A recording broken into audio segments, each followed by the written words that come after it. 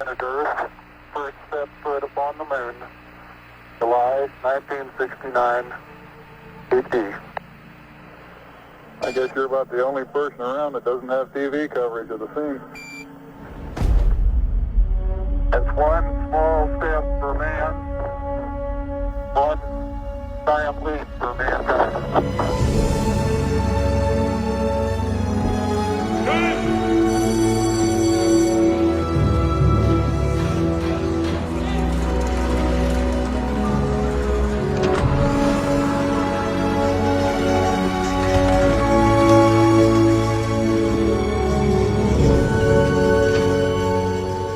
Wait, what?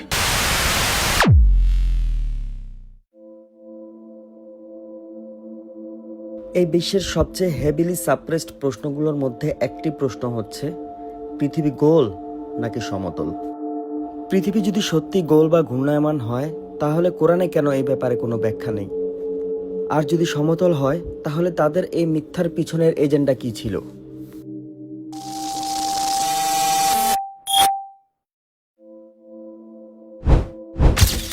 নাসার মতে পৃথিবীর আকৃতি হচ্ছে গোলক ফুটবলের মতো, যা প্রতি ঘন্টায় 1670 কিলোমিটার স্পিড বেগে ঘূর্ণায়মান অবস্থায় রয়েছে।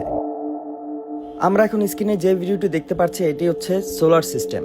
পৃথিবী সূর্যকে ফলো করছে একটা নির্দিষ্ট কক্ষপথে ঘুরতে ঘুরতে। সূর্য এক জায়গায় স্থির না, সেটা গ্যালাক্সিতে 7,20,000 কিলোমিটার ঘন্টা গতিতে চলতেছে। অপরদিকে পৃথিবী ঘুরছে সূর্যের চারপাশে, সেটা হচ্ছে 1,07,000 কিলোমিটার ঘন্টা বেগে। এখন মেইন কথায় আসি, আমরা কেন এই ঘূর্ণায়মান এবং এই গতিবেগ টের পাই না? অবশ্যই আপনাদের কাছে এই প্রশ্নেরও উত্তর আছে, আর তা হচ্ছে গ্র্যাভিটি। গ্র্যাভিটি এত শক্তিশালী যে বিশাল মহাসাগরকে ধরে রাখতে পারে। সেই একই গ্র্যাভিটি আবার বড় বড় বিল্ডিংগুলোকে টেনে ধরে রেখেছে, কিন্তু এই গ্র্যাভিটি হিলিয়াম বেলুনগুলোকে ধরে রাখতে পারে নাই।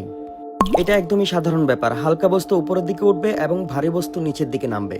তাহলে প্রজাপতির ক্ষেত্রে গ্র্যাভিটি কোথায়? গ্র্যাভিটি যদি সত্যি অনেক শক্তিশালী হতো, তাহলে আমরা উঠে দাঁড়াতে পারতাম না, একদম মাটির সাথে লেপ্টে যেতাম। নিউটনের কল্পনায় গ্র্যাভিটি নামক তত্ত্ব জন্ম নেওয়ার অনেক আগে থেকেই ঘনত্ব আর ভাসমানতা ছিল প্রকৃতির এক অদ্ভুত সুন্দর ব্যাখ্যা। কেন আপেল নিচে পড়ে আর হিলিয়াম বেলুন আকাশে ওঠে? এর কারণ একটাই, যে বস্তু যার আশেপাশে পরিবেশের চেয়ে বেশি ঘন, সেটা নিচে নামে, আর হালকা হলে উপরে ওঠে।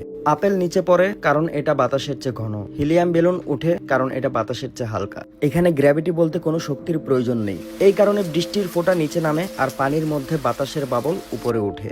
সবকিছু তার আপেক্ষিক ঘনত্ব অনুযায়ী উঠে বা নামে, যতক্ষণ না তা তার ভারসাম্যের অবস্থানে পৌঁছায়। তাই একটা ছোট পাথর সাগরের তলদেশে ডুবে যায়, আর বিশাল বিশাল ক্রুজ জাহাজ বা এয়ারক্রাফট ক্যারিয়ার পানির উপরে ভেসে থাকে। কারণ ছোট পাথর যদিও আকারে ছোট, কিন্তু এর ঘনত্ব পানির চেয়ে বেশি, তাই ডুবে যায়। আর বিশাল জাহাজের ভলিউম অনুযায়ী তার ঘনত্ব পানির চেয়ে কম, তাই সেটা ভেসে থাকে। নিউটন যদি তার আপেলটা পানিতে পড়তে দেখতো, তাহলে বুঝতো আপেলটা বাতাসের চেয়ে ঘন বলে সেটা পড়ে গেছে, কিন্তু পানির চেয়ে হালকা বলে সেটা পানিতে ভেসেছিল। এই ছিল প্রকৃতির সহজ ও সুন্দর নিয়ম, যা মানুষ শতাব্দীর পর শতাব্দী ধরে বুঝে আসছিল। কিন্তু হঠাৎ এক সময় তারা আমাদের বই পাল্টে দিল, আমাদের বিশ্বাসকে তারা পাল্টে দিল। নিউটনের জ্যোতির্বিজ্ঞানের পক্ষ সমর্থকরা একে বিজ্ঞান জগতের সবচেয়ে বড় আবিষ্কার এবং আধুনিক জ্যোতির্বিজ্ঞানের ভিত্তি বলে দাবি করে। কিন্তু যদি প্রমাণ করা যায় যে এই গ্র্যাভিটেশন আসলে নিছক একটা অনুমান এবং এটি শুধুমাত্র মস্তিষ্কের কল্পনা, যার বাস্তব অস্তিত্ব এর প্রবক্তা আর সমর্থকদের মাথার বাইরে কোথাও পাওয়া যাবে না, তাহলে আধুনিক এই তথাকথিত বিজ্ঞানের সমস্ত তত্ত্ব ভেঙে পড়ে যাবে একেবারে সমুদ্রের মতো সমতল ভূমিতে। আর এই তথাকথিত সবচেয়ে নির্ভুল বিজ্ঞান এবং বুদ্ধিমত্তার কীর্তি এক লাফে পরিণত হবে হাস্যকর কুসংস্কারে, এবং তা হবে মানুষের অজ্ঞতা আর বিশ্বাসযোগ্যতাকে ঠকানোর সবচেয়ে বড় প্রতারণা, যেটা এখনো কেউ প্রকাশ করতে পারে। নাসার মতে পৃথিবীর আকৃতি হচ্ছে গোল ফুটবলের মতো, এবং এটি ঘূর্ণায়মান অবস্থায় রয়েছে, যা সূর্যকে ফলো করছে। কিন্তু কোরআন আমাদেরকে কি বলে?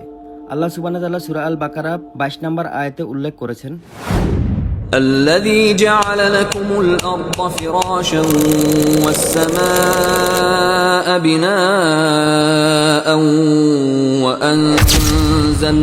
وأنزل من السماء ماء فأخرج به من الثمرات رزقا لكم فلا تجعلوا لله أندادا أندادا وأنتم تعلمون যিনি পৃথিবীকে তোমাদের জন্য বিছানা ও আকাশকে ছাদ করিয়াছেন এবং আকাশ হইতে পানি বর্ষণ করিয়া তদ্বারা তোমাদের জীবিকার জন্য ফলমূল উৎপাদন করেন, সুতরাং তোমরা জানিয়া শুনিয়া কাহাকেও আল্লাহর সমকক্ষ দাঁড় করাইও না।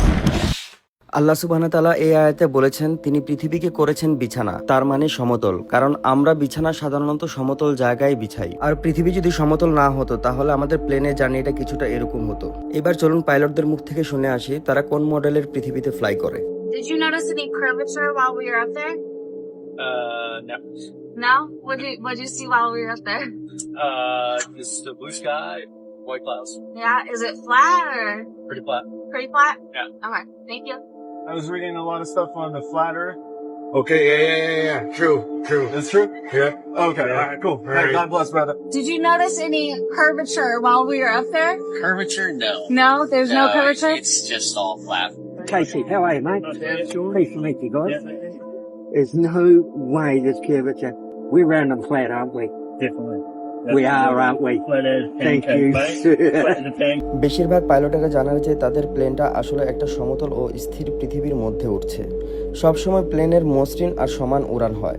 আমরা কখনো প্লেনের নিচের দিকে নামার কোনো অনুভূতি পাই না। আমরা শুধুমাত্র অবতরণের সময় প্লেনের নিচের দিকে নামার অনুভূতি টের পাই। আপনার মতে বাস্তবতার সাথে কোন ফ্লাইটের রুটটা সবচেয়ে বেশি মিলে? যদি বাম পাশেরটা বেছে নেন তাহলে হয়তো আপনার চিকিৎসার প্রয়োজন হতে পারে। আল্লাহ সুবহানাহু ওয়া তাআলা আরো বলেছেন তিনি আকাশকে করিয়াছেন সুরক্ষিত ছাদ, যার ফলে আকাশ থেকে না কিছু পড়ার আশঙ্কা আছে, না জমিন থেকে কেউ মহা আকাশ ভ্রমণ করতে পারবে। প্রতিটা ছাদের একটা শেষ সীমানা থাকে, আর আল্লাহ সুবহানাহু ওয়া তাআলা যেহেতু আকাশকে ছাদের সাথে তুলনা করেছে তার মানে এই আকাশের একটা শেষ সীমানা আছে।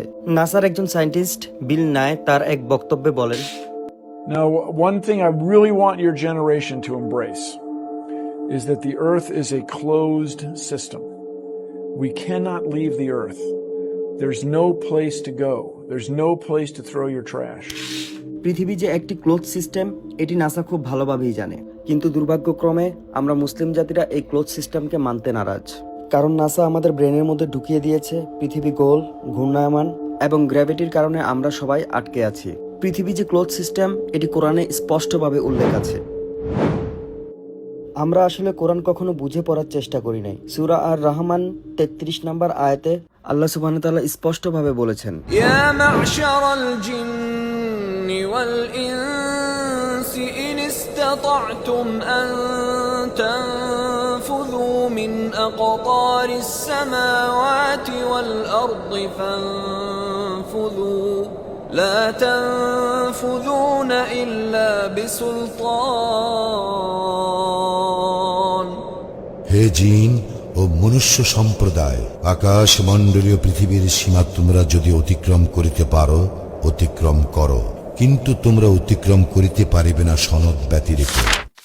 আল্লাহ সুবহানাহু ওয়া তাআলা এই আয়াতের মাধ্যমে স্পষ্টভাবে জানিয়ে দিয়েছে মানুষ জাতি এবং জিন জাতি কেউই এই পৃথিবী এবং আসমানের সীমারেখা পার করতে পারবে না যদি না আল্লাহ চায়। তার মানে 1969 সালে অ্যাপোলো 11 আমাদেরকে যে মুন ল্যান্ডিং দেখিয়েছিল তা সম্পূর্ণ ছিল একটি ধোঁকা। অ্যাপোলো 11-এর 3 জন অ্যাস্ট্রোনটের মধ্যে একজন অ্যাস্ট্রোনটের নাম ছিল বাজ অ্যালড্রিন। তিনি এক ইন্টারভিউর মাধ্যমে তাদের মুন ল্যান্ডিং এর সত্য ঘটনা উদ্ঘাটন করে। চলুন দেখে আসি। This is fascinating. I remember very clearly, I think anybody who was alive at the time does. I remember my parents waking me up and we went down and we watched you guys land on the moon. No, you didn't. What? Because there wasn't any television. There wasn't anybody taking a picture. You watched animation. So you associated what you saw with. I have very hazy memories. I know. Well, no, but what we saw was we all were gathered around the old curved top radio and listened. Talking about, how many feet we were going to the left and right. And then I said, contact light, engine stop. It's and a few exciting. other things. And then Neil said, Houston, Tranquility Base, the Eagle has landed. That's just Man, how about that? that was very exciting. Not a bad line. Yeah. This was No, you didn't. what? Because there wasn't any television. There wasn't anybody taking a picture. You watched animation. Sure, you watched animation. Sure, you watched animation. Sure, you watched animation. আল্লাহ সুবহানাহু ওয়া তাআলা বলেছেন আকাশকে করেছেন সুরক্ষিত ছাদ। এখন আপনারা এই ভিডিওটির মাধ্যমে দেখতে পারবেন একটি রকেট সর্বোচ্চ কতটুকু পর্যন্ত উপরে উঠতে পারে এবং কোন স্তরে গিয়ে রকেটটি স্টাক হয়ে যাচ্ছে। systems are go for launch. T-minus 10 seconds. 9, 8, 7, 6, 5, 4, 3, 2, 1.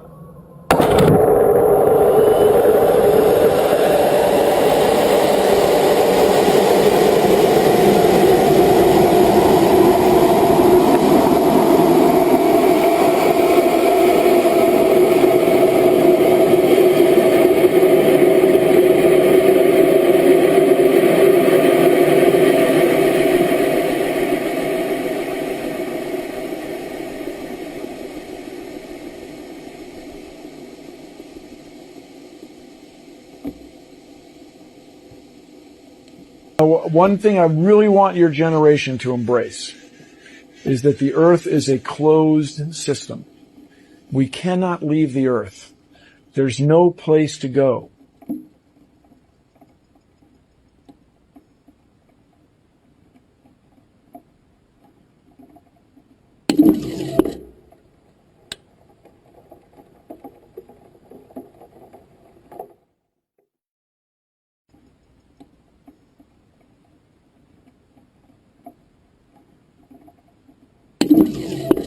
এটাই হচ্ছে আকাশের শেষ বর্ডার, আর আল্লাহর হুকুম ছাড়া কেউই এই সীমারেখা অতিক্রম করতে পারবে না।